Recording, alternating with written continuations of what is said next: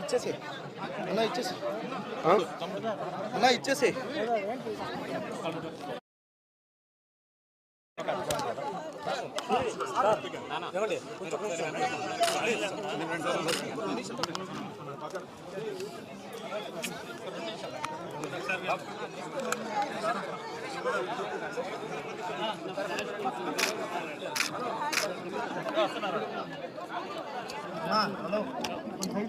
నాకు జరగండి అన్న కదులుతుందన్న జరగండి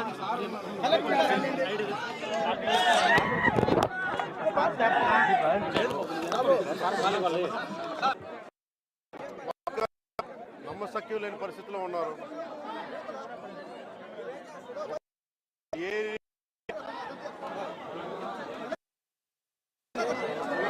కొన్ని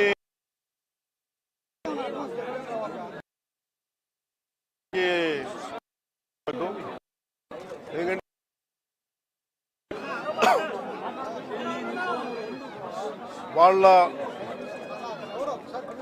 ఏ ధర్మాన్ని ఆచరిస్తారని చెప్పి చాలా కోల్డ్ బ్లడెడ్గా నిర్దాక్షిణ్యంగా చంపేశారు. అది అన్ని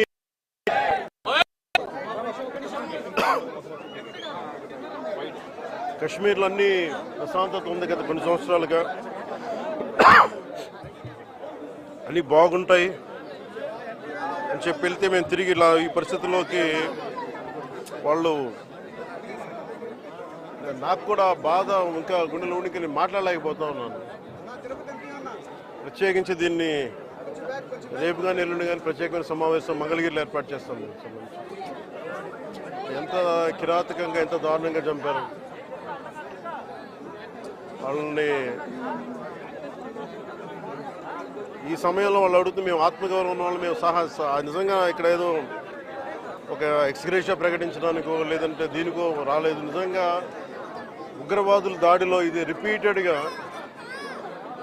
ఎందుకంటే నేను 86 నుంచి 89 వరకు నేను కాశ్మీర్లో ప్రతి సమ్మర్లో అప్పుడున్న పరిస్థితుల్లో షూటింగ్ల వల్ల వెళ్ళేవాడిని, నేను పనిచేసేవాడిని.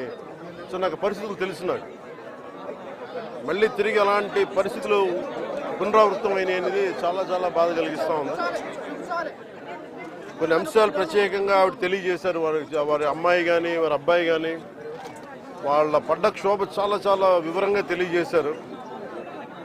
ఎంత సాడిస్టిక్గా, ఎంత మెథాడికల్గా, కోల్డ్ బ్లడెడ్గా చంపేశారు చెప్తుంటే అసలు కడుపులో బాధ ఉండలు చుట్టుకుపోతాం. అందుకని ప్రత్యేకించి ఈ సందర్భంలో కాకుండా సమయం అవుతోంది అన్నారు. అందుకని ప్రత్యేకించి మళ్ళీ నేను మంగళగిరిలో ఒక మీడియా సమావేశం ఏర్పాటు చేస్తున్నాను. రేపు కూడా వైజాగ్ వెళ్తున్నాను. వెళ్ళి వారిని కనుక్కొని ఒకసారి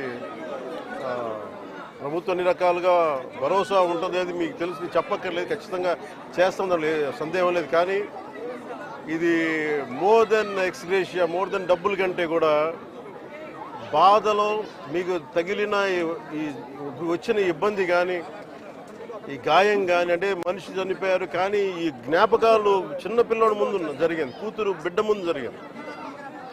ఇది మటుకు